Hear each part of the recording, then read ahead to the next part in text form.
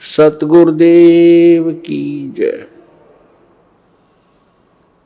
सर्वसंगत से प्रार्थना है, सत्संग प्रारंभ हो रहा है। कृपया सत्संग स्थल पर शांतिपूर्वक विराजमान होकर के श्रद्धा से सत्संग सुने।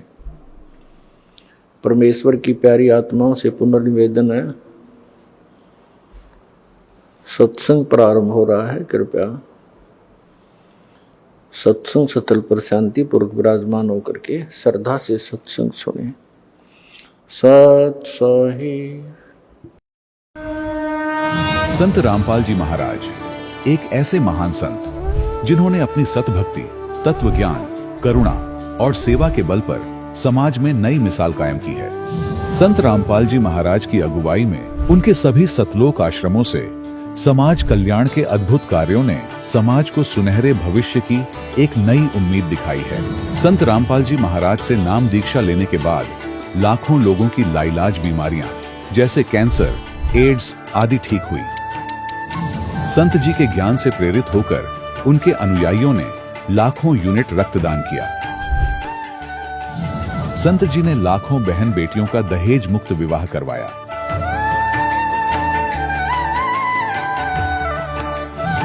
संत जी ने लाखों लोगों का नशा छुड़वाया, करोड़ों उजड़े परिवार बसे।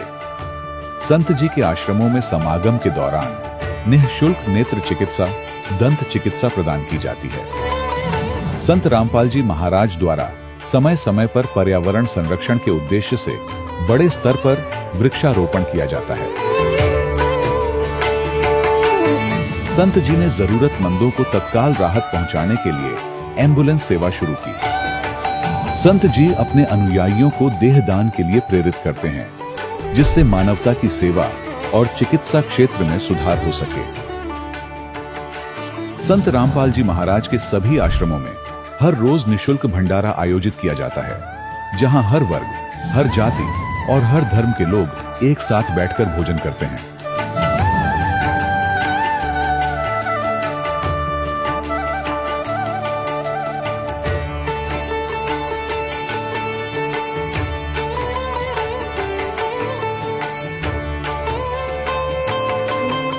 संत रामपाल जी महाराज की अन्नपूर्णा मुहिम ने गरीब और बेसहारा लोगों के जीवन में एक नई ऊर्जा और उम्मीद को जन्म दिया है। घर घर खाद्य सामग्री और जरूरी मदद पहुंचाकर संत रामपाल जी महाराज ने लोगों को दुख और मजबूरी से लड़ने की ताकत प्रदान की है।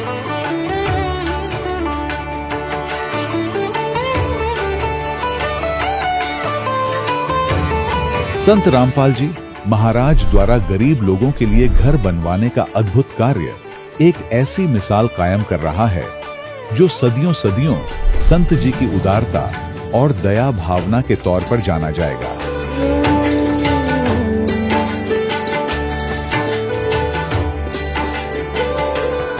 संत रामपाल जी महाराज के आश्रम में हजारों बुजुर्गों को सम्मान और प्यार के साथ जीवन जीने का अवसर मिलता है। उनके खाने, रहने और स्वास्थ्य की पूरी जिम्मेदारी संत रामपाल जी महाराज उठाते हैं। अनाथ बच्चों के लिए संत रामपाल जी महाराज के सभी आश्रम किसी वरदान से कम नहीं। यहाँ उन्हें शिक्षा, संस्कार और भविष्य के लिए बेहतर अवसर प्रदान किए जाते हैं। चाहे बाढ़ हो, भूकंप या महामारी, संत रामपाल जी महाराज और उनके अनुयायी हमेशा ही जरूरतमंदों के लिए सबसे आगे खड़े रहते हैं। कोविड महामारी के दौरान संत रामपाल जी महाराज के आश्रमों से करोड़ों लोगों के लिए भोजन, दवाइयां और जीवन रक्षक सामग्रियां उपलब्ध कराई गई। चाहे गरीब की मदद हो या किसी शोषित और पीड़ित वर्ग के हक और सम्मान की लड़ाई, संत रामपाल जी महाराज ने हमेशा ही उनकी दबी आवाज को सरकारों तक पहुंचाया है और उन्हें उचित न्याय दिलवाने में अहम भूमिका अदा की है।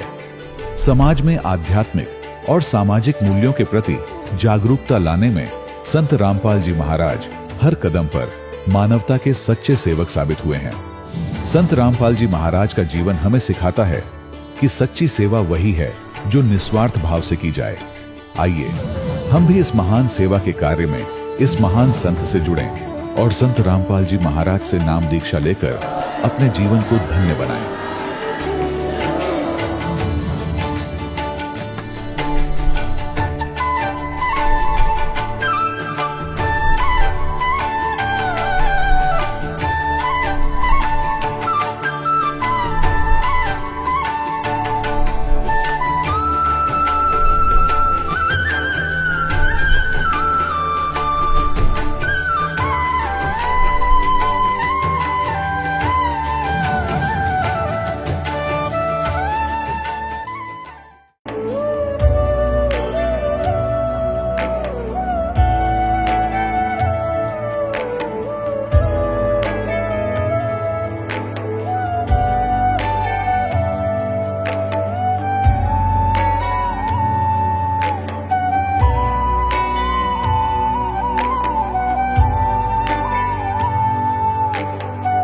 पूर्ण परमात्मा पाप कर्म दंड को भी काट सकता है। अभी तक जिस भी संत व महापुरुष से मिले, उन्होंने यही बताया कि पाप कर्म फल भोगने से ही समाप्त होगा। वो प्रभु कौन है जो पाप कर्म को काट देता है, वो काल के बंधन से छुड़वा देता है। उसका क्या नाम है, पूजा की विधि क्या है? कृपया अवश्य सुनिए जगत गुरु तत्वदर्शी संत रामपाल जी महाराज के अमृत वचन। करवा चौथ प्रेम, त्याग और आस्था की वो सबसे बड़ी मिसाल, जिसे उत्तर भारत का लगभग हर घर पूरी शिद्दत से जीता है। एक ऐसा त्योहार जहां पत्नियां अपने पति की लंबी उम्र के लिए दिन भर भूखी प्यासी रहकर एक कठिन तप करती हैं। उम्मीद बस एक होती है कि उनका ये त्याग पति के लिए एक रक्षा कवच बनेगा। पर इस आस्था और उम्मीद के सिक्के का दूसरा पहलू क्या है? क्या वाकई किसी के अन्न जल त्याग देने से किसी की उम्र लंबी हो जाती है? ये सवाल तब और भी भयावह हो जाता है जब करवा चौथ का व्रत रखने के बावजूद किसी पत्नी का सुहाग उजड़ जाता है। जब पूरी श्रद्धा से की गई प्रार्थनाएं भी पति के प्राण नहीं बचा पाती। आखिर उस वक्त आस्था से जुड़े सवालों का जवाब कौन देगा? तो क्या यह सिर्फ एक अंधविश्वास का दीमक है जो हमारी परंपराओं को भीतर से खोखला कर रहा है, या इसके पीछे कोई और ही सच्चाई है? आज के इस स्पेशल एपिसोड में हम इसी आस्था की पड़ताल करेंगे। सवाल नंबर 1, आखिर इस व्रत की नींव कहां से पड़ी? इसका उद्देश्य क्या है? हमें बताया जाता है कि यह परंपरा मां पार्वती से शुरू हुई, जिन्होंने भगवान शिव के लिए यह व्रत रखा था। एक कहानी इसे देवताओं और राक्षसों के युद्ध से भी जोड़ती है, जहां ब्रह्मा जी के कहने पर देवियों ने अपने पतियों की रक्षा के लिए यह व्रत रखा और उनकी जीत हुई। और इसी आस्था के सहारे करवा यानी मिट्टी के बर्तन और चौथ यानी चतुर्थी के इस त्योहार का साल भर इंतजार होता है। हर सुहागिन की कामना बस एक होती है, पति की लंबी उम्र। लेकिन क्या यह कामना पूरी होती है? जब हमने इस व्रत की जड़ों को हमारे पवित्र धर्म ग्रंथों में खोजना शुरू किया, तो एक चौंकाने वाली बात सामने आई कि इस व्रत का जिक्र हमारे ही पवित्र शास्त्रों में कहीं नहीं मिलता। इसका मतलब साफ है, ये एक मनमाना आचरण है, एक लोक परंपरा जिसका धर्म से कोई लेना देना नहीं। और हमारे शास्त्र इस बात पर बिल्कुल स्पष्ट हैं कि जो साधना विधि विरुद्ध हो, उससे कोई लाभ नहीं हो सकता। सवाल नंबर 2, हमारे धर्म गुरु, हमारे कथावाचक, जिनकी बातें हम सिर झुकाकर सुनते हैं, वो तो सालों से इस व्रत का महिमा मंडन करते आ रहे हैं। तो क्या वो सब गलत हैं? क्या वो हमें जानबूझकर गुमराह कर रहे हैं? इसका जवाब कड़वा है, पर यही सच है। ये व्रत लोकवेद यानी सुनी सुनाई बातों और मान्यताओं का नतीजा है, और इसे फैलाने की जिम्मेदारी हमारे उन्हीं धर्मगुरुओं और कथावाचकों की है जिन्हें खुद धर्मशास्त्रों का पूरा ज्ञान नहीं है। ये हम हवा में नहीं कह रहे। अगर इन गुरुओं को पवित्र गीता जी का ही ज्ञान होता, तो वो कभी किसी को कोई भी व्रत रखने की सलाह नहीं देते, क्योंकि संत रामपाल जी महाराज अपने सत्संगों में बताते हैं कि श्रीमद् भगवद गीता तो साफ साफ व्रत रखने के लिए मना करती है। देखिए गीता जी के 6 अध्याय के 16वें श्लोक में फिर ये भी कहा कि अर्जुन, यह योग न तो बहुत खाने वाले का और न बिल्कुल न खाने वाले का। बहुत खाना तो यूँ है, पेट डली पक्का खा ले, अंगड़ाई टूटे, भक्ति हो को ना। और बिल्कुल न खाना, व्रत रखना। व्रत रखना भी गीता में मना है। और ये व्रत रखवाओ एकादशी का, ये कहाँ से लाए? और न बहुत सहन करने वाले, सोने वाले का, और न अधिक जागने वाले का सिद्ध होता। वही हमारे सूक्ष्म वेद में तो कहा गया है कि साधना का सही मार्ग संयम है, अन्न जल का त्याग नहीं। गरीब प्रथम अन्न जल संयम राखै, योग युक्त सब सतगुरु भाखै। यानी अन्न और जल का संयम करो, उसे सीमित मात्रा में ग्रहण करो, यही शास्त्र अनुकूल साधना है। तो फिर जो साधना शास्त्रों में है ही नहीं, उसे मनमाने ढंग से करने का नतीजा क्या होता है? पवित्र गीता जी के अनुसार ऐसी शास्त्र विरुद्ध साधना से कोई लाभ नहीं होता। यह सिर्फ एक व्यर्थ का शारीरिक कष्ट है, क्योंकि श्लोक नंबर 23 में कहा कि शास्त्र विधि को त्याग कर जो मनमाना आचरण करते हैं, ये देखिएगा गीता अध्याय नंबर 16 के श्लोक नंबर 23 में दिखाते हैं, 23 और 24 में। गीता अध्याय नंबर 16 के श्लोक नंबर हम दिखाते हैं आपको 23 में। जो पुरुष शास्त्र विधि को त्याग कर अपनी इच्छा से मनमाना आचरण करता है वह न सिद्धि को प्राप्त होता है, न परम गति को और न सुख को ही। अब 24 में बताया कि इससे तेरे लिए, छोड़ में जाएगा 24 में, इससे तेरे लिए कर्तव्य की अवस्था में कौन से कर्म करने चाहिए भक्ति के, कौन से ना करने चाहिए, शास्त्र ही प्रमाण है। ऐसा जानकर तू शास्त्र विधि से नियत कर्म करने योग्य है, यानी शास्त्रों में जो वर्णन है वही साधना कर, अन्य करेगा तो कोई लाभ नहीं होगा, यूजलेस। इसे एक सीधे से उदाहरण से समझिए।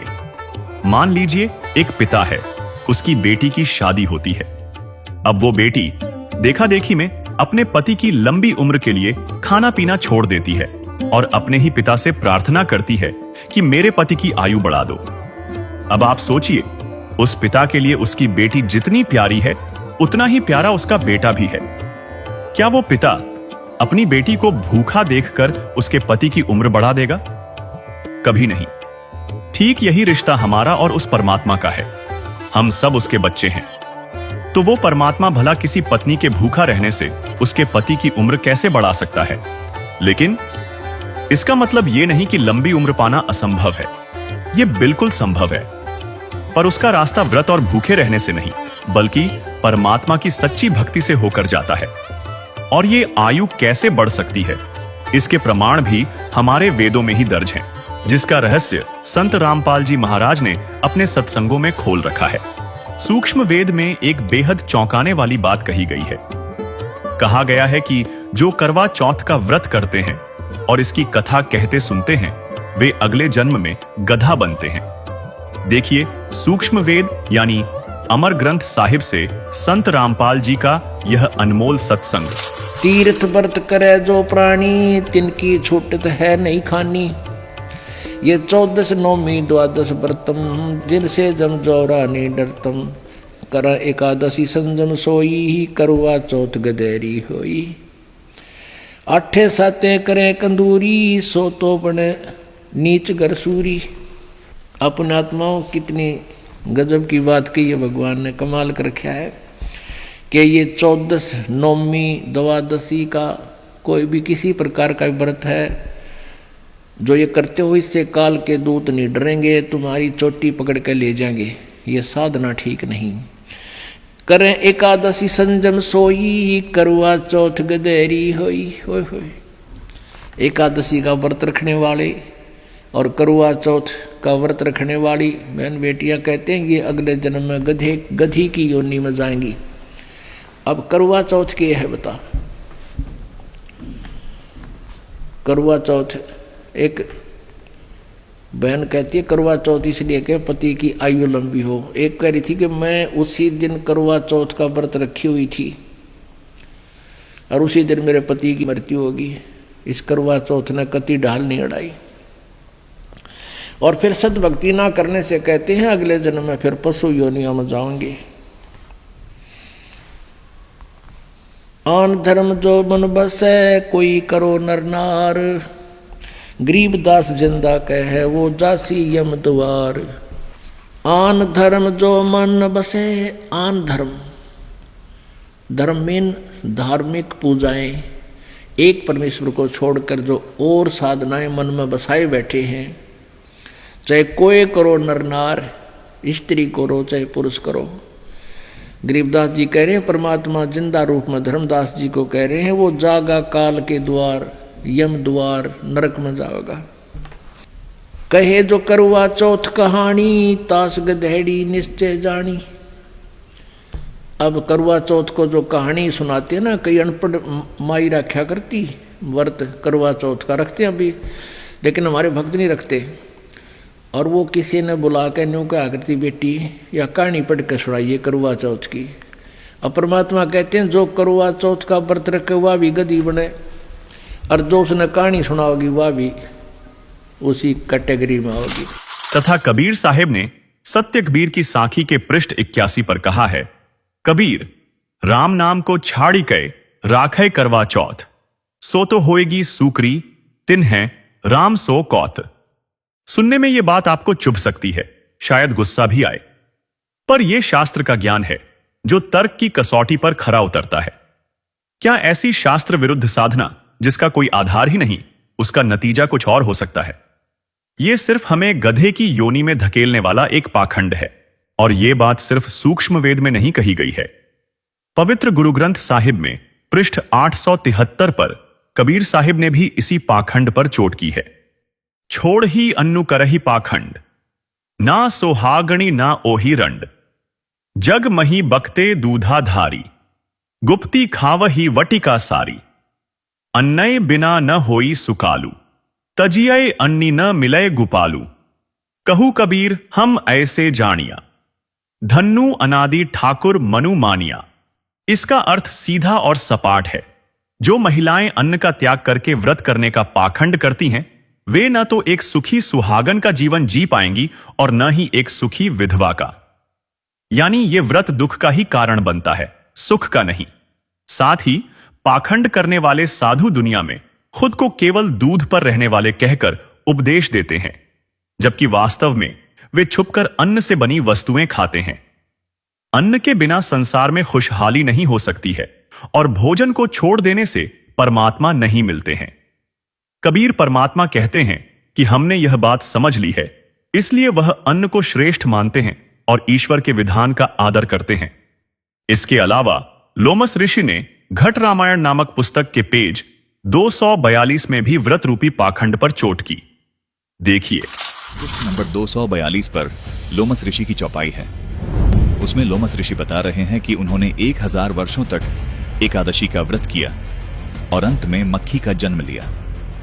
सर्वप्रथम इतवार का व्रत किया, उससे चील का जन्म मिला। मंगल का व्रत अनेक प्रकार के रूपों में रहा, उससे मुझे सुअर का शरीर मिला। उसके बाद तीज का व्रत किया, उसके कारण मैंने कुत्ते का जन्म प्राप्त किया। इसके बाद नियम से प्रदोष व्रत रखा, उसके कारण गधे का जन्म लिया।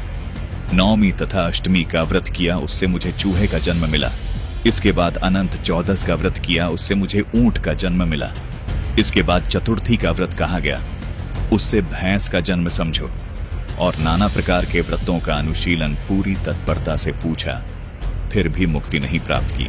यहाँ पर साफ तौर पर देखा जा सकता है कि लोमस ऋषि ने व्रत करने से मुक्ति तो छोड़ो, बल्कि चील, सुअर, कुत्ते, चूहे, ऊंट व भैंस के जन्म बताए हैं। दर्शकों, व्रत ना करने का समर्थन गीता जी भी करती है।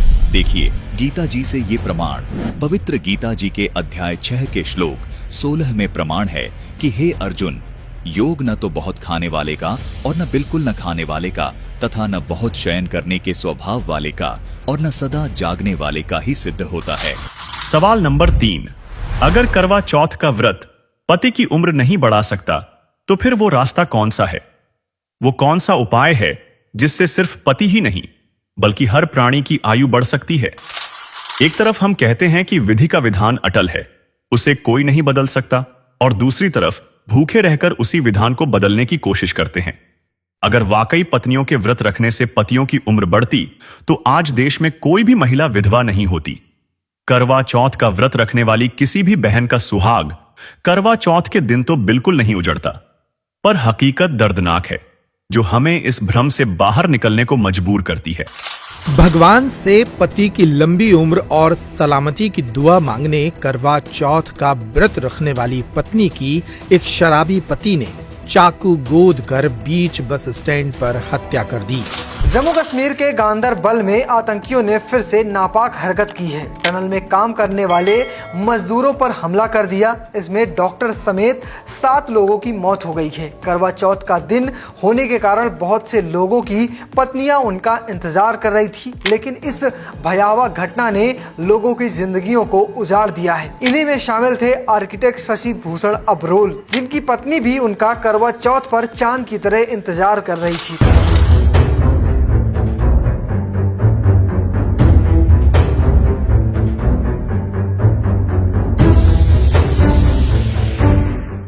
करवा चौथ के दिन पत्नी अपने पति की लंबी उम्र के लिए व्रत रखती है, लेकिन करनाल में पत्नी और पति की खुशियों को एक रोड एक्सीडेंट ने हमेशा के लिए ग्रहण लगा दिया। करवा चौथ के दिन ही सड़क हादसे में पत्नी की मौत हो गई, जबकि पति गंभीर रूप से घायल हो गया। हादसा करनाल में मेरठ रोड के फ्लाईओवर पर हुआ। बाला अपने पति के साथ बाइक पर सवार होकर किसी रिश्तेदार के घर पर जा रही थी, लेकिन उसी दौरान हादसा हो जाता है। महिला और उसका पति बाइक पर सवार थे और पीछे से आ रहे ट्रक ट्रॉले ने बाइक को टक्कर मार दी, जिसके बाद महिला ने मौके पर ही दम तोड़ दिया। इस हादसे के बाद ट्रक ड्राइवर मौके से फरार हो गया। बता दें, करवा चौथ के पर्व पर पति पत्नी की दर्द भरी मौत की कहानी हरमाड़ा इलाके की नांगल गांव की घटना है। पत्नी ने ट्रेन के आगे छलांग लगाकर आत्महत्या की तो पति ने घर पर आकर पंखे से फांसी का फंदा लगा लिया। घनश्याम बुनकर और पत्नी मोना के रूप में मृतकों की पहचान यहां पर हुई है। दरअसल कीर्ति नगर निवासी मनदीप कौर की देर रात मौत हो गई है। करवा चौथ मनाकर पति और बच्चों के साथ घूमने के लिए गई थी मनदीप। मित्तल अस्पताल के नजदीक बाइक सवार ने टक्कर मारी है, जिसमें मनदीप की मौत हो गई। करवा चौथ पर एक महिला की मौत की खबर आपको अजमेर से बता रहे हैं। तो फिर रास्ता क्या है? पति की उम्र या किसी भी प्राणी की उम्र कैसे बढ़ेगी? संत रामपाल जी महाराज बताते हैं कि इसका जवाब हमारे वेदों में साफ साफ लिखा है। रास्ता व्रत नहीं बल्कि पूर्ण परमात्मा की भक्ति है। ऋग्वेद मंडल 10 सूक्त 161 मंत्र 2 में लिखा है कि पूर्ण परमात्मा अपने साधक की आयु बढ़ा देता है। इतना ही नहीं, अगर किसी की जीवन शक्ति खत्म हो गई हो, वो मौत के बिल्कुल करीब पहुंच गया हो, तो भी परमात्मा उसे उस कष्ट से निकालकर 100 वर्ष का जीवन दे सकता है। कि पूर्ण परमात्मा अपने साधक की आयु को भी बढ़ा देता है। अब थोड़ा सा प्रमाण वेद दिखाते हैं आपको। कबीर परमेश्वर जी ने अपनी प्यारी आत्मा धर्मदास जी से कहा था कि धर्मदास, वेद मेरा भेद है, मैं मिलूं वेदन से नाही, और जौन वेद से मैं मिलूं वो वेद जानते नहीं। ये चारों वेद मेरी ही महिमा का गुणगान कर रहे हैं, लेकिन इन वेदों में वर्णित विधि से मेरी प्राप्ति नहीं हो सकती।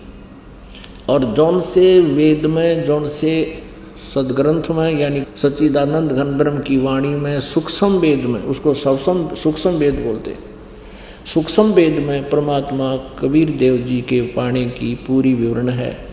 और वो वाणी, वो सूक्ष्म वेद परमात्मा ने अपने मुख कमल से, अपने मुखारविंद से स्वयं ही बोलकर सुनाया और लिपिबद्ध करवाया हुआ है।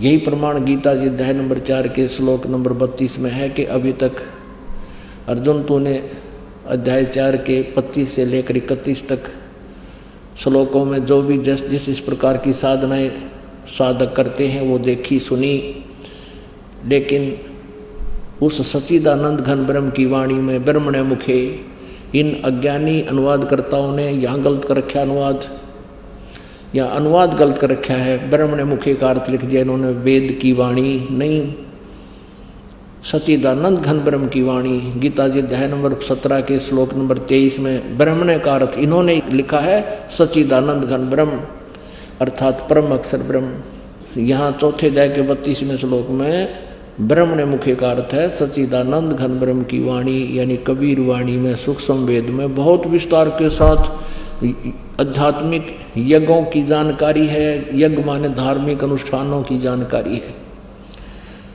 वो तत्व ज्ञान है। गीता जी अध्याय नंबर 4 के श्लोक नंबर 34 में कहा कि उस तत्व ज्ञान को जो सूक्ष्म वेद में है, तत्वदर्शी संतों के पास जाकर समझ। वो तत्वदर्शी संत उस परमात्म तत्व के बारे में जानकारी देंगे। तो उस परमेश्वर ने कहा था कि जौन वेद से मैं मिलूं वो सूक्ष्म वेद है, वो सच्चिदानंद घन ब्रह्म की वाणी है। कहते वो इन चारों वेदों में नहीं है, वह वेद जानते नहीं। अब देखिएगा ऋग्वेद भाषा भाष्य द्वितीय भाग, ये किसने अनुवाद किया है, कहाँ से छपा है? प्रकाशक हैं पंडिता राकेश रानी, प्रधान कार्यालय वेद मंदिर, महात्मा वेद भिक्षु सेवा आश्रम, लेखराम नगर अब्राहिमपुर, पोस्ट ऑफिस मुखमेलपुर, दिल्ली। दूरभाष इतने, दान संस्थान, ठीक है, दिल्ली से। इसके अंदर इस ऋग्वेद मंडल नंबर 10 सूक्त नंबर 161 का और दूसरा मंत्र है। ऋग्वेद मंडल नंबर 10 सूक्त 161 ये देखिएगा, ये 161वां सूक्त है और इसका मंत्र नंबर 2 है।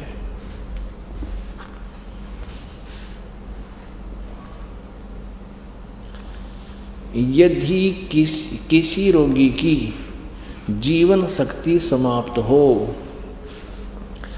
यदि वह सीमा से भी परे हो गया है, यदि वह मृत्यु के सन्निकट चला गया है, तो भी उसे मैं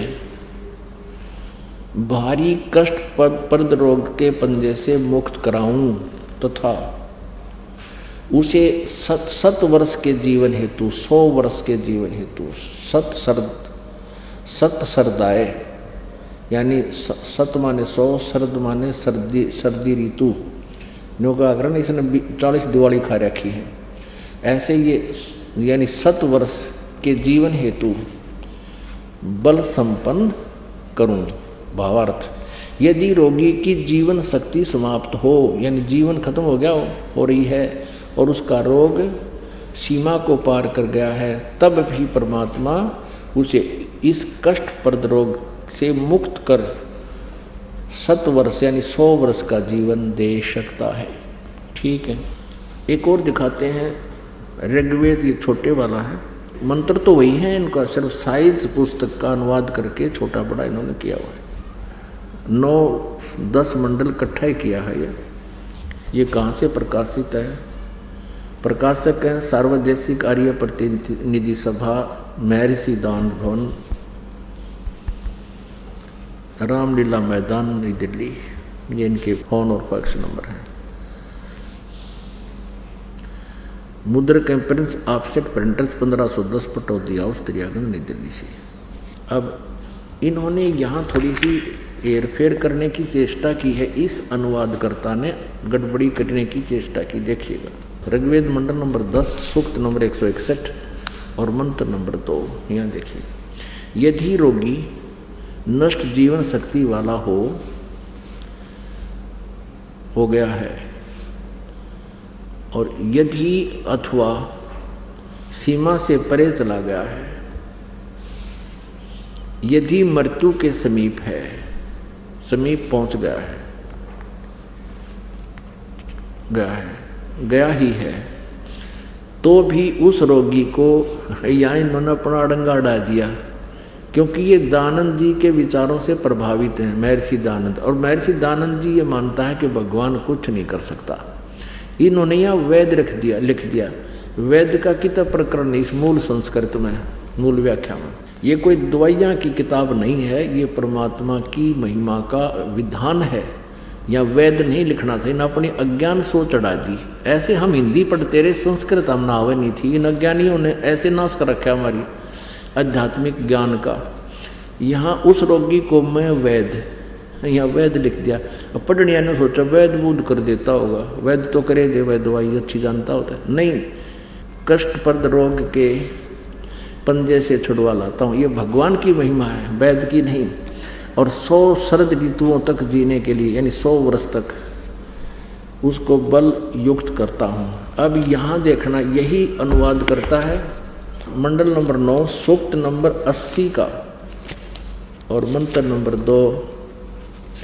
यहाँ ये भूल गया किता है, वह दानंद वाले विधान को भूल गया। ये देखना, ऋग्वेद मंडल नंबर 9 सूक्त नंबर 80 और इसका जो दूसरा मंत्र है, दूसरा। अब देखना, हे परमात्मन, आप उपासकों की या अपने भक्तों की, साधकों की आयु के बढ़ाने वाले हैं।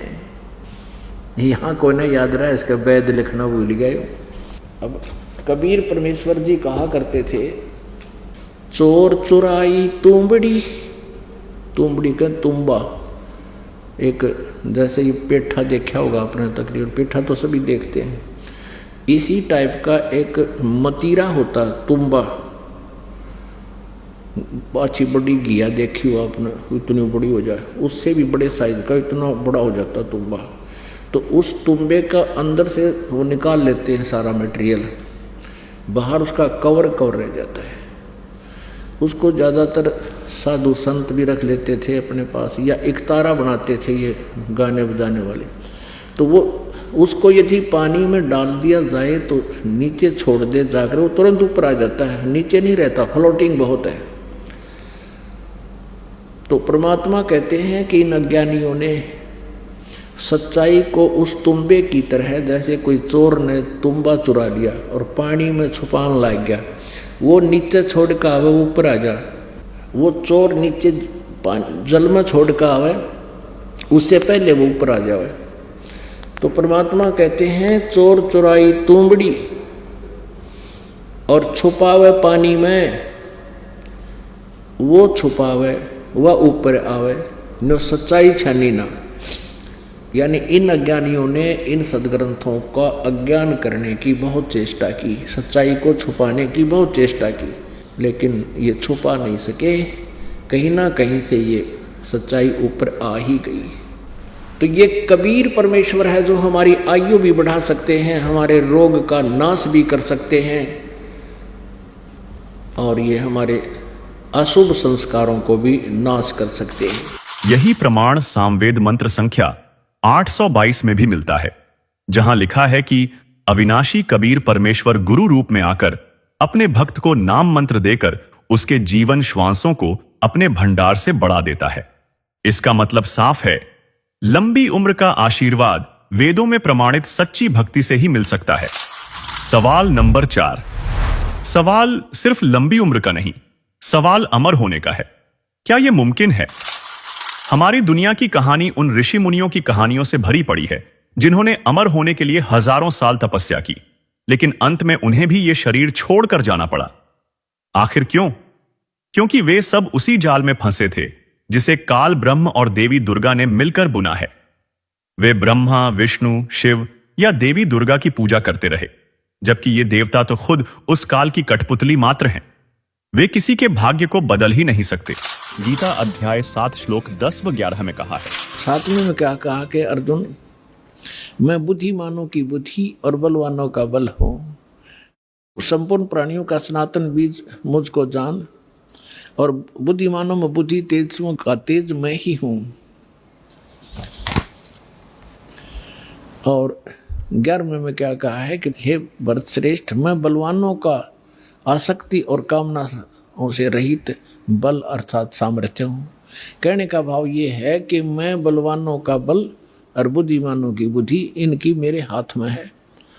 जैसे महाभारत के अंदर अर्जुन को बल दे दिया, ना जाने कितनी हत्या कर डाली, और जब श्री कृष्ण जी का वध कर दिया एक शिकारी ने, और सारे यादव लड़के मर गए कट के जमुना के किनारे पे, तो फिर अर्जुन सभी गोपियों को लेकर आ रहा था द्वारका की सभी स्त्रियों को कृष्ण जी के आदेश अनुसार।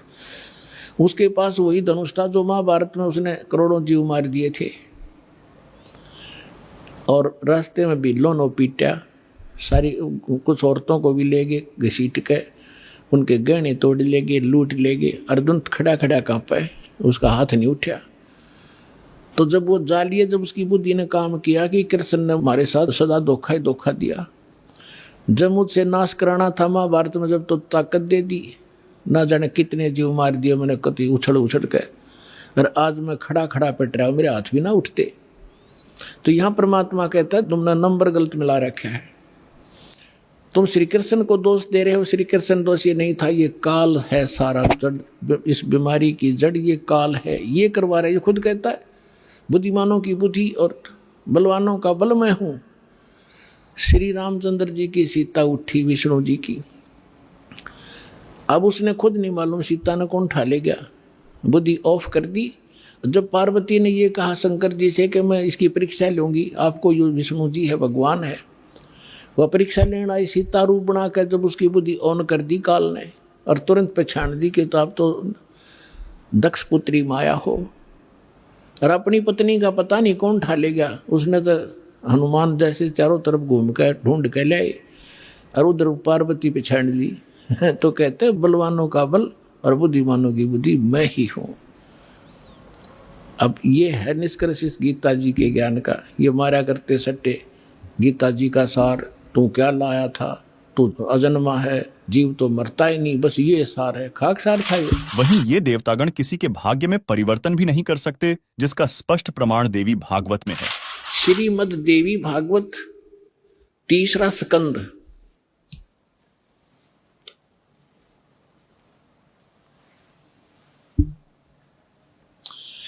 ये गीता प्रेस गोरखपुर से प्रकाशित है।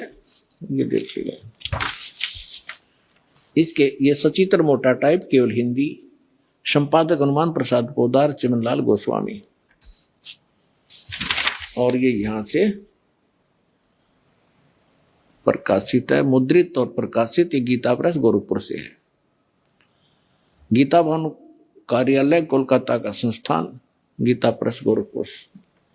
इसके 123 पृष्ठ पर ले चलते हैं आपको, बिल्कुल 2 मिनट में सारी कहानी समझ में आ जाएगी। 123 पृष्ठ पे ये 3रा स्कंद। भगवान विष्णु अपनी माता दुर्गा की महिमा स्तुति करते हुए, उनकी स्तुति करते हुए बोल रहे हैं, तुम शुद्ध स्वरूपा हो, यह सारा संसार तुम इसे उद्भासित हो रहा है। मैं ब्रह्मा और शंकर, हम सभी तुम्हारी कृपा से विद्यमान हैं। हमारा आविर्भाव माने जन्म, तिरोभाव माने मृत्यु। हमारा तो जन्म और मृत्यु हुआ करता है, केवल तुम ही नित्य हो, जगत जननी हो, प्रकृति और सनातनी देवी हो। ये प्रकृति शब्द याद रखना कि दुर्गा को प्रकृति भी कहते हैं। जिस समय दास आपको श्रीमद् भगवत गीता में यह सिद्ध करेगा कि ब्रह्मा विष्णु महेश की उत्पत्ति दुर्गा से हुई है और गीता में वर्णित है, उस समय प्रकृति शब्द आपका काम आओगा कि प्रकृति दुर्गा को कहते हैं। गीता के अंदर 2 प्रकृति बताई है, एक तो जड़ जैसे ये अग्नि वायु हवा आदि, और एक चेतन ये दुर्गा प्रकृति है। तो इसलिए कहते हैं तुम आप ही प्रकृति हो। और फिर भगवान शंकर क्या कहते हैं देखिएगा, भगवान शंकर बोले, देवी यदि महाभाग विष्णु तुम ही से प्रकट हुए हैं, उनके बाद उत्पन्न होने वाले ब्रह्मा भी तुम्हारे बालक हुए, फिर मैं तमोगुणी लीला करने वाला, क्या मैं तमोगुणी लीला करने वाला शंकर क्या तुम्हारी संतान नहीं हुआ? अर्थात मुझे भी उत्पन्न करने वाली तुम ही हो शिवे, संपूर्ण संसार की सृष्टि करने में तुम बड़ी चतुर हो। इस संसार की सृष्टि, स्थिति और संहार में तुम्हारे गुण सदा समर्थ हैं। उन्हीं तीनों गुणों से उत्पन्न हम ब्रह्मा विष्णु एवं शंकर नियमानुसार कार्य में तत्पर रहते हैं। अपनात्माओं, इस पवित्र पुराण के चंद पंक्तियों ने 4-5 कंसेप्ट क्लियर कर दिए। नंबर 1, ब्रह्मा विष्णु महेश की जन्म मृत्यु होती है, ये अविनाशी नहीं है। दूसरा ये कर दिया कि दुर्गा प्रकृति को कहते हैं। तीसरा ये हो गया कि प्रकृति दुर्गा इनकी मां है। और चौथा ये हो गया कि रजगुण ब्रह्मा है, सतगुण विष्णु, तमगुण शिव जी। और 5वां ये हो गया कि ये भगवान केवल वर्क डन दे सकते हैं, जैसा जिसका कर्म है, इसमें ये कोई परिवर्तन नहीं कर सकते, ये इसे सकते। संत गरीबदास जी ने इस पूरे खेल को, इस काल के जाल को एक बेहद डरावने सच को समझाया है।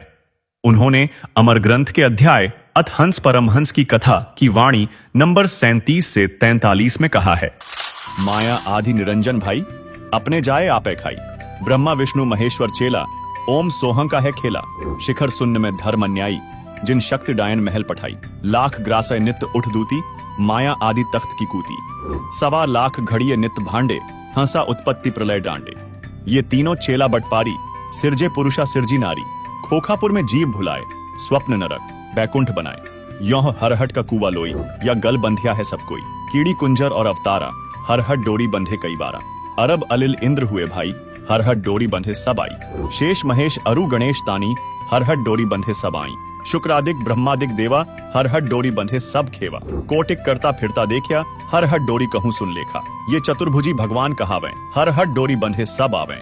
यों है खोखापुर का कुआ या मैं पड़या सो निश्चय मुआ। अर्थात ज्योति निरंजन काल ब्रह्म केवश होकर के ये तीनों देवता रजगुण ब्रह्मा, सतगुण विष्णु, तमगुण शिव अपनी महिमा दिखाकर जीवों को स्वर्ग नरक तथा लख 84 योनियों में भटकाते रहते हैं। ज्योति निरंजन अपनी माया दुर्गा से नागिनी की तरह जीवों को पैदा करवाता है और फिर ये मार देते हैं। जिस प्रकार नागिनी अपनी दुम से अंडों के चारों ओर कुंडली बनाती है, फिर उन अंडों पर अपना फन मारती है, जिससे अंडा फूट जाता है, उसमें से बच्चा निकल जाता है, उसको नागिनी खा जाती है। फन मारते समय कई अंडे फूट जाते हैं क्योंकि नागिनी के बहुत सारे अंडे होते हैं। जो अंडे फूटते हैं उनमें से बच्चे निकलते हैं। यदि कोई बच्चा कुंडली सर्पणी की दुम के घेरे से बाहर निकल जाता है तो वह बच्चा बच जाता है, नहीं तो कुंडली में वह नागिनी छोड़ती नहीं। जितने बच्चे उस कुंडली के अंदर होते हैं उन सबको खा जाती है। जो साधक काल ब्रह्म यानी ज्योति निरंजन देवी दुर्गा तथा ब्रह्मा, विष्णु, शिव तथा अन्य देवताओं तक की भक्ति करते हैं, वे काल ब्रह्म रूपी नागिनी के घेरे यानी जन्म मरण के चक्र में काल लोक में रह जाते हैं, जिनको काल ज्योति निरंजन खाता है। फिर संत गरीबदास जी महाराज ने कहा है, गरीब माया काली नागनी अपने जाए खात, कुंडली में छोड़े नहीं 100 बातों की बात। जो साधक काल ब्रह्म देवी दुर्गा या ब्रह्मा, विष्णु, शिव तक की भक्ति करते हैं, वो इसी नागिनी की कुंडली यानी जन्म मरण के चक्र से बाहर नहीं निकल पाते। खुद ब्रह्मा, विष्णु, महेश भी इसी चक्कर में बंधे हैं, अवतार लेते हैं और जन्म मृत्यु भोगते रहते हैं। कुछ लोग ब्रह्म की साधना करते हैं, ओम मंत्र का जाप करते हैं, जिससे वे ब्रह्मलोक तक पहुंच जाते हैं। लेकिन पवित्र गीता अध्याय 8 श्लोक 16 में खुद ब्रह्म कहता है कि ब्रह्मलोक से लेकर सब लोक नाशवान हैं, यानी वहां जाकर भी अमर होना असंभव है। तो फिर वो रास्ता कौन सा है? इसका जवाब भी पवित्र गीता में ही छिपा है। संत रामपाल जी महाराज बताते हैं कि गीता अध्याय 18 श्लोक 62 में साफ कहा गया है कि अगर परम शांति चाहिए, जन्म मरण से छुटकारा चाहिए, तो उस परमेश्वर की शरण में जा। ये परमेश्वर है परम अक्षर ब्रह्म। और इस तक पहुंचने का रास्ता गीता अध्याय 15 श्लोक 4 में बताया गया है कि तत्वदर्शी संत के मिलने के बाद ही उस परम पद को खोजा जा सकता है, जहां जाने के बाद साधक कभी लौटकर इस दुनिया में नहीं आता। यही वो अमर लोक है, वो सनातन परम धाम, जहां जन्म, मृत्यु और बुढ़ापे का कोई कष्ट नहीं है। संत गरीबदास जी ने उसी अमर देश के बारे में कहा है, माया आदि निरंजन भाई, अपने जाए आपे खाई। ब्रह्मा विष्णु महेश्वर चेला, ओम सोहं का है खेला। शिखर शून्य में धर्म अन्यायी, जिन शक्ति डायन महल पठाई। लाख ग्रासय नित्य उठ दूती, माया आदि तख्त की कूती। 1.25 लाख घड़िए नित्य भांडे, हंसा उत्पत्ति प्रलय डांडे। ये तीनों चेला बटपारी, सिरजे पुरुषा सिरजी नारी। खोखापुर में जीव भुलाए, स्वप्न नरक बैकुंठ बनाए। यों हरहट का कुआ लोई, या गल बंधिया है सब कोई। कीड़ी कुंजर और अवतारा, हरहट डोरी बंधे कई बारा। अरब अलिल इंद्र हुए भाई, हरहट डोरी बंधे सब आई। शेष महेश अरु गणेश तानी, हरहट डोरी बंधे सब आई। शुक्रादिक ब्रह्मादिक देवा, हरहट डोरी बंधे सब खेवा। कोटिक करता फिरता देखिया, हरहट डोरी कहूं सुन लेखा। ये चतुर्भुजी भगवान कहावें, हरहट डोरी बंधे सब आवें। यों है खोखापुर का कुआ या मैं पड़या सो निश्चय मुआ। अर्थात ज्योति निरंजन काल ब्रह्म केवश होकर के ये तीनों देवता रजगुण ब्रह्मा, सतगुण विष्णु, तमगुण शिव अपनी महिमा दिखाकर जीवों को स्वर्ग नरक तथा लख 84 योनियों में भटकाते रहते हैं। ज्योति निरंजन अपनी माया दुर्गा से नागिनी की तरह जीवों को पैदा करवाता है और फिर ये मार देते हैं। जिस प्रकार नागिनी अपनी दुम से अंडों के चारों ओर कुंडली बनाती है, फिर उन अंडों पर अपना फन मारती है, जिससे अंडा फूट जाता है, उसमें से बच्चा निकल जाता है, उसको नागिनी खा जाती है। फन मारते समय कई अंडे फूट जाते हैं क्योंकि नागिनी के बहुत सारे अंडे होते हैं। जो अंडे फूटते हैं उनमें से बच्चे निकलते हैं। यदि कोई बच्चा कुंडली सर्पणी की दुम के घेरे से बाहर निकल जाता है तो वह बच्चा बच जाता है, नहीं तो कुंडली में वह नागिनी छोड़ती नहीं। जितने बच्चे उस कुंडली के अंदर होते हैं उन सबको खा जाती है। जो साधक काल ब्रह्म यानी ज्योति निरंजन देवी दुर्गा तथा ब्रह्मा, विष्णु, शिव तथा अन्य देवताओं तक की भक्ति करते हैं, वे काल ब्रह्म रूपी नागिनी के घेरे यानी जन्म मरण के चक्र में काल लोक में रह जाते हैं, जिनको काल ज्योति निरंजन खाता है। तो इस अमर लोक का रास्ता करवा चौथ के व्रत से नहीं, बल्कि तत्वदर्शी संत से नाम लेकर उस सच्चे परमात्मा की भक्ति से शुरू होता है। वो रास्ता जो हमें हमेशा के लिए जन्म और मृत्यु के इस चक्रव्यूह से बाहर निकाल सकता है। सवाल नंबर 5, ये परम अक्षर ब्रह्म, ये सनातन पूर्ण परमात्मा आखिर है कौन और इसका प्रमाण कहां है? किस ब्लैक बॉक्स में बंद है ये जानकारी? संत रामपाल जी महाराज का कहना है कि जवाब के लिए हमें कहीं और नहीं बल्कि अपने ही सबसे पुरातन और प्रामाणिक धर्म ग्रंथों हमारे वेदों की ओर लौटना होगा। जब हमने वेदों के पन्नों को खंगाला तो एक ऐसा नाम बार बार सामने आया जिसे आज तक हमसे छिपाया गया। ऋग्वेद मंडल 1 सूक्त 1 मंत्र 5 में साफ लिखा है कि सारी सृष्टि का रचयिता, कुल का मालिक कबीरदेव यानी कबीर परमात्मा है, जो तेजोमय शरीर वाला है और पूजा करने योग्य है। यही नहीं, ऋग्वेद मंडल 9 सूक्त 94 मंत्र 3 कहता है कि वही कबीरदेव यानी कबीर परमात्मा कवियों की भूमिका करके यानी एक संत या भक्त के रूप में आकर अपना सच्चा ज्ञान देता है। वो अविनाशी है, कभी जन्म नहीं लेता, न मरता है। उसकी प्रभुता सर्व प्रभुओं पर है। और अथर्ववेद कांड 4 अनुवाक 1 मंत्र 7 तो इसे और भी स्पष्ट कर देता है। यह कहता है कि वो अविनाशी परमेश्वर कबीरदेव यानी कबीर प्रभु ही है। वही हमारा असली माता पिता भाई और रक्षक है। वही है जो अपने साधकों के सारे पाप नष्ट करके उन्हें जन्म मृत्यु के जाल से हमेशा के लिए आजाद कर सकता है यानी मोक्ष दे सकता है। यजुर्वेद अध्याय 40 मंत्र 8 में तो और भी स्पष्ट कहा गया है कि कबीरदेव यानी कबीर परमात्मा वो है जिसका ज्ञान अच्छेद है, जिसे कोई तर्क वितर्क में काट नहीं सकता। वही सर्व मनोकामना पूर्ण करने वाला और अनगिनत ब्रह्मांडों को रचने वाला है। संत गरीबदास जी ने अपनी अमृतवाणी में साफ लिखा है, गरीब अनंत कोटि ब्रह्मांड का एक रति नहीं भार, सतगुरु पुरुष कबीर हैं कुल के सिरजनहार। संत दादू दयाल जी ने भी इसी सच पर मुहर लगाई, जिन मोकु निज नाम दिया सोई सतगुरु हमार, दादू दूसरा कोई नहीं कबीर सृजनहार। और तो और खुद गुरु नानक देव जी ने भी उसी एक करतार, उसी सृजनहार कबीर की गवाही दी, यक अर्ज गुफ्तम पेश तोदर कून करतार, हक्का कबीर करीम तू बेअब परवरदिगार। तो अब तस्वीर बिल्कुल साफ है। वेदों और आंखों देखे गवाह संतों के इन सभी अकाट्य प्रमाणों से स्पष्ट हुआ कि वास्तव में पूर्ण परमात्मा परम अक्षर ब्रह्म कबीर परमात्मा है, जिन्होंने इस सृष्टि को बनाया। और उन्हीं की शास्त्र अनुकूल भक्ति करने से हमारी आयु बढ़ सकती है। तथा सच तो यह है कि पृथ्वी लोक, स्वर्ग लोक और पाताल लोक के सभी प्राणी जन्म मृत्यु में हैं। केवल सतलोक ही अमर लोक है, जहां जाने के बाद प्राणी कभी लौटकर जन्म मृत्यु में नहीं गिरता। व्रत रखना, भूखे प्यासे रहकर अपनी जिद परमात्मा से मनवाने की कोशिश करना, ये सब शास्त्र विरुद्ध पूजाएं हैं। इसलिए आपसे निवेदन है, अपना कीमती समय और ये अनमोल मनुष्य जीवन बर्बाद न करें। हम सब यहां काल के जाल में फंसे हैं। न जाने कितने जन्मों के कष्ट भोगने के बाद ये एक मौका मिला है, इसे व्यर्थ मत जाने दीजिए। समय रहते जाग जाइए और तत्वदर्शी संत की तलाश करके पूर्ण परमात्मा की सतभक्ति कीजिए। आज पूरी दुनिया में एकमात्र तत्वदर्शी संत सतगुरु रामपाल जी महाराज हैं, जो इन्हीं सदग्रंथों से प्रमाणित ज्ञान बता रहे हैं।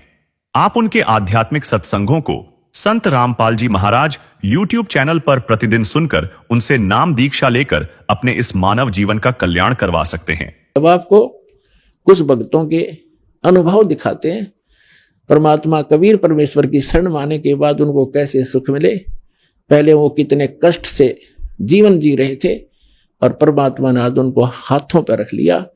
समर्थ का शरणा गहो रंग होरी हो और कभू ना हो काज राम रंग होरी। सत साहिब दर्शकों, कर्नाटक के प्रसिद्ध भविष्य वक्ता योगी नारायण जी ने भविष्यवाणी की थी कि एक महान संत के द्वारा दिए गए तारक मंत्र से असाध्य रोग भी ठीक हो जाएंगे और व्यक्ति को प्रारब्ध कर्मों के पापों का फल नहीं भोगना पड़ेगा।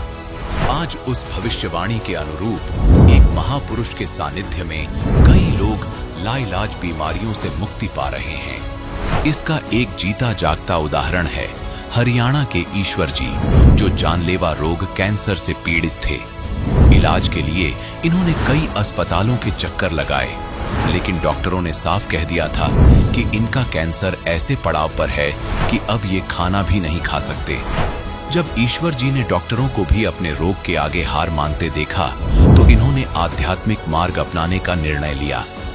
अपने रिश्तेदार के सुझाव पर ये उस महान संत के चरणों में पहुंचे जिनका उल्लेख दुनिया भर के भविष्यवक्ताओं की भविष्यवाणियों में किया गया है। दर्शकों, हम बात कर रहे हैं जगत गुरु तत्वदर्शी संत रामपाल जी महाराज की, जिनसे नाम दीक्षा लेने के बाद ईश्वर जी का कैंसर पूर्ण रूप से ठीक हो गया और आज ये स्वस्थ और सुखमय जीवन जी रहे हैं। अब आप स्वयं सुनिए ईश्वर जी का साक्षात्कार कैसे किया संत रामपाल जी महाराज जी ने, इनके जीवन में इतना बड़ा चमत्कार। नमस्कार सर। नमस्कार सर। सर क्या नाम है आपका? मेरा नाम ईश्वर दास है जी। ईश्वर जी, आप कहाँ के रहने वाले हैं? मैं गांव पिनाना, जिला सोनीपत, हरियाणा का। सर संत रामपाल जी महाराज से नाम दीक्षा आपने कब ली? मैंने संत रामपाल जी से नाम दीक्षा 1 साल पहले ली। सर संत रामपाल जी महाराज से नाम दीक्षा लेने से पहले क्या आप कोई भक्ति साधना भी करते थे? नहीं, हम नाम दीक्षा लेने से पहले कोई भी भक्ति साधना नहीं करते थे। तो फिर आप संत रामपाल जी महाराज की शरण में कैसे आए? मेरे कैंसर की शिकायत थी और मेरे एक रिश्तेदार ने बताया मेरे को कि संत रामपाल जी महाराज की शरण में जाओ, जिससे हमने लाभ मिलेगा। और उस रिश्तेदार ने मेरे को संत रामपाल जी महाराज से नाम दीक्षा दिलाई। सर जैसा कि आपने बताया आपको कैंसर था, आप संत रामपाल जी महाराज की शरण में गए, तो क्या संत रामपाल जी महाराज की शरण में जाने पर आपका कैंसर ठीक हुआ? क्या आपको लाभ भी मिले संत रामपाल जी महाराज की शरण में जाने के बाद? हाँ सर, मेरा कैंसर ठीक हो गया। मेरे कोई भी पीड़ा किसी भी किस्म की नहीं रही। मैं कुछ अपने पहले वाली बताऊंगा। मैंने खानपुर मेडिकल से जांच कराई, उन्होंने मेरे को कैंसर घोषित कर दिया और उन्होंने मेरे को रोहतक भेज दिया कि वहाँ जा कर के अपना इलाज कराओ। जब मैं रोहतक गया तो रोहतक वालों ने मेरा फिर टेस्ट किया और वहाँ से मैंने इलाज शुरू किया, लेकिन वहाँ से मेरे को कुछ ज़्यादा लाभ नहीं मिला। उसके बाद मैं बीकानेर हॉस्पिटल गया और बीकानेर से मैं दवाई लेता रहा और इलाज चलता रहा। उधर से डॉक्टरों ने मेरे को कहा कि हमने जो अपना इलाज था वो आखिरी हद तक पहुंचा दिया है, आखिर में सेक लगवानी पड़ेगी। लेकिन मेरे घर वालों ने और मैंने सेक लगवाने से इनकार कर दिया। तो डॉक्टर कहने लगे, भाई ठीक है, अगर सेक नहीं लगवाते तो तुम अपने घरों को हम दवाई नहीं देंगे। लेकिन कैंसर ठीक नहीं हुआ था तब। मैंने वहाँ जाना बंद किया। उस टाइम मेरी ऐसी हालत होगी कि पानी तक भी नीचे नहीं जाता। खाना पीना तो बहुत दूर की बात होगी, पानी तक भी नहीं गया था। जब पानी तक भी अंदर नहीं गया तो मेरे रिश्तेदार ने कहा कि आप संत रामपाल जी महाराज से नाम लो और फिर उसके बाद देखते हैं क्या कुछ रिजल्ट मिलता है।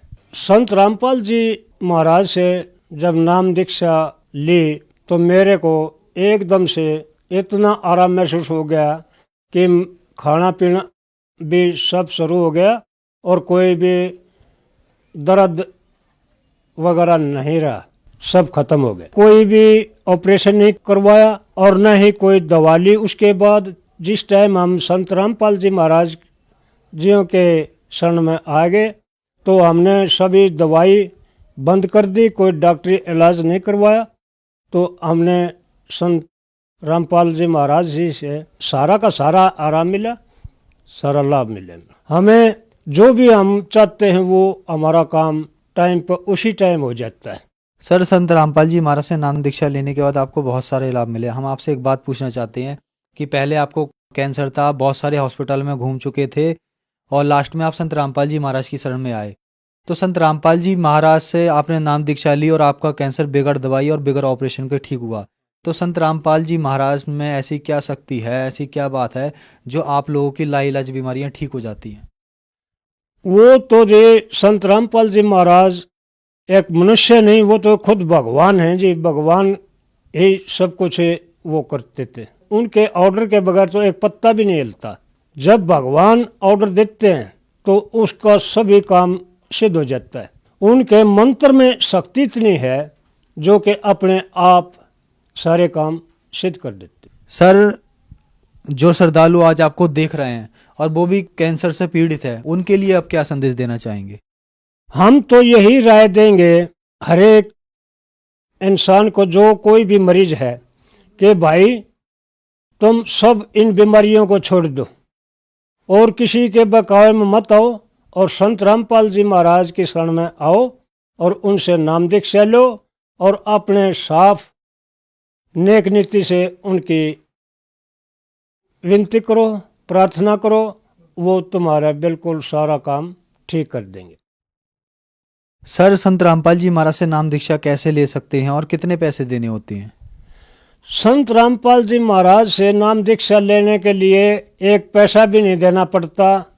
फ्री में सारी सेवा संत रामपाल जी दे देते हैं भक्तों को। उनके नाम दान केंद्र बना रखे हैं, उन पर जाओ और उनसे फिर वो संत रामपाल जी के आदेश से उनको नाम दान दिया जाता है।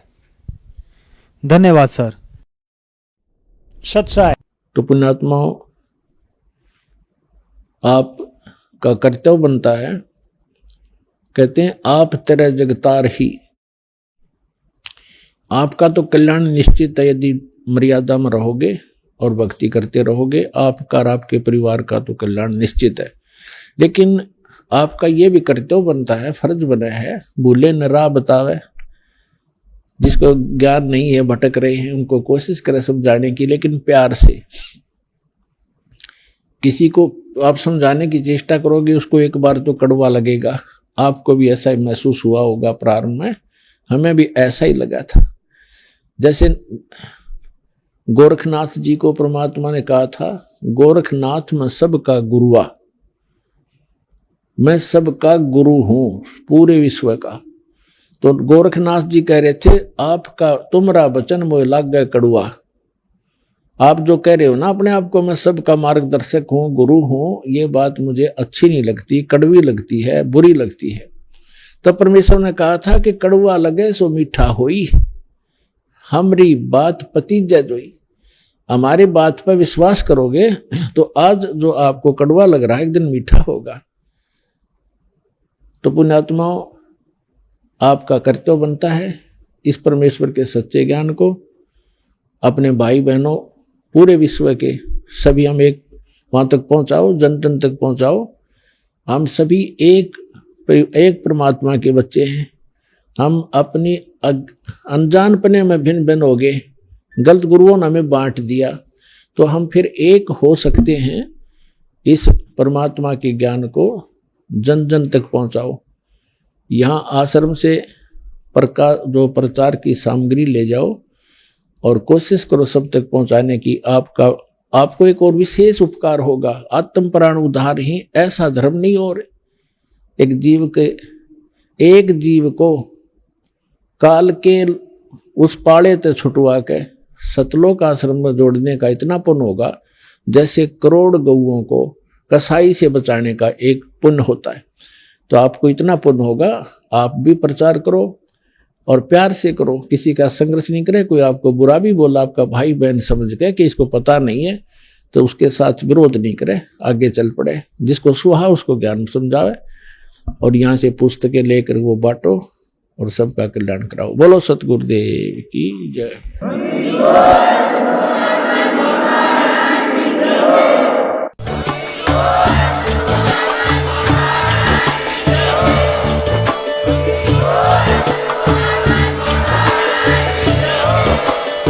आप सुन रहे थे जगत गुरु तत्वदर्शी संत रामपाल जी महाराज जी के मंगल प्रवचन। अधिक जानकारी के लिए विजिट कीजिए हमारी वेबसाइट www.jagatgururampalji.org। संत रामपाल जी महाराज जी के शुभ आशीर्वाद से पूरे विश्व भर में 500 से भी ज्यादा नाम दीक्षा केंद्र हैं, जिन पर संत रामपाल जी महाराज जी द्वारा ऑनलाइन निशुल्क नाम दीक्षा दी जा रही है। अपने नजदीकी नाम दीक्षा केंद्र का पता करने के लिए संपर्क करें 8222880541।